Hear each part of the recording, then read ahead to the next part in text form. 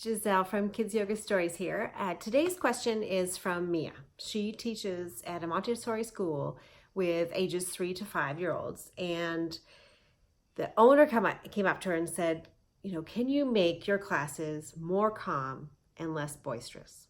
This is a great question. So Mia went back and she tried a different kind of class. She was more chilled and she found it really boring. So her question is, how do I have a more calm class while hopefully pleasing the owner? So let's look at that in two ways. Let's talk about the owner first of all. There's an opportunity for us to share what makes kids yoga different than maybe adult yoga. That it is louder, more playful, more active than an adult yoga class. So there's an opportunity to connect with the owner to describe what kids yoga is like and to set those expectations. So that's the first thing. Second thing, let's look at the plan.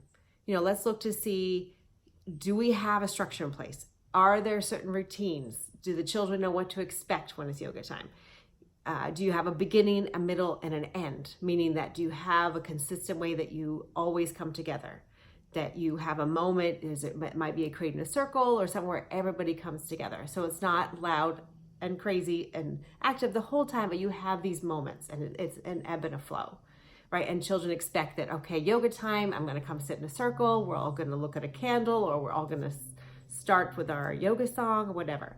So there's a way to start. And then at the end, do you have a shavasana, a resting pose, a relaxation moment? Do you say a quick little meditation?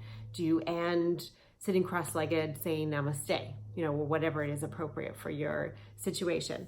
So looking at that structure, children 3 to 5 years old absolutely love routine. They love structure. They will thrive from that. So there's the plan. And looking at your plans, are you including not just the singing and the active movement and yoga games, but also do you have a thread of mindfulness practices or meditation or relaxation? So just checking to see that you have those highs and lows in terms of energy.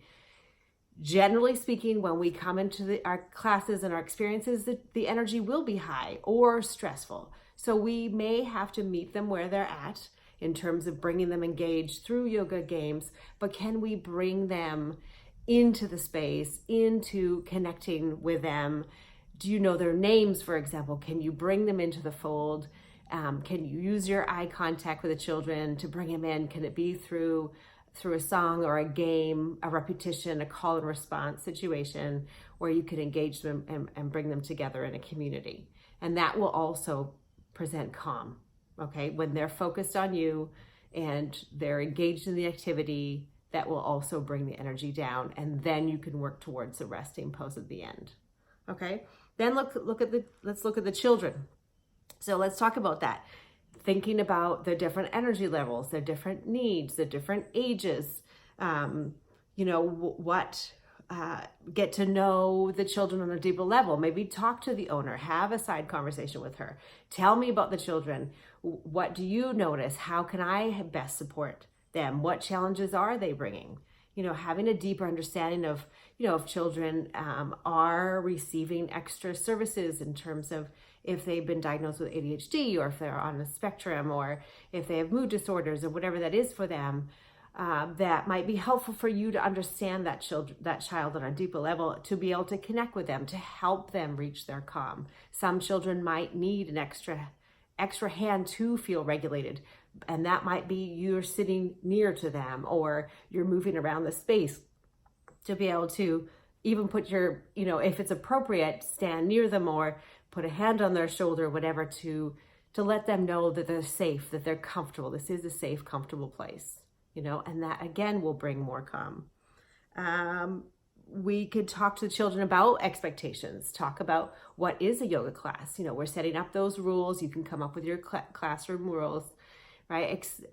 Explain to them that beginning and end. Here's what we're going to do first, and then we'll have some games and some fun, and then we're going to have that resting time. And talk to children about the importance of, I used to have in my class, we used to have the monkey and then the mouse time. So we used to move through those different times where we explain to the children, there are times we want to be really active, but there's also times we want to be quiet. And so children can start to regulate for themselves how their engine, we talk about the engine running, the engine's running really high or your engine running is really low. Or they use the zones of regulation where they talk about your red zone, your yellow, green, and blue, and you could even build that into your lessons too, talking about how they're feeling, their emotions, and how that relates. So all of that to say, hopefully there's a little tip for you there. Mia, please, if you have any follow-up questions, if you have any other ideas, please let us know. Email me at Giselle@kidsyogastories.com. If you also have any other questions, I'm really happy to help. Let's help each other in this community to bring our ideas together. What has worked that you would like to share with Mia as well? And let's do this together.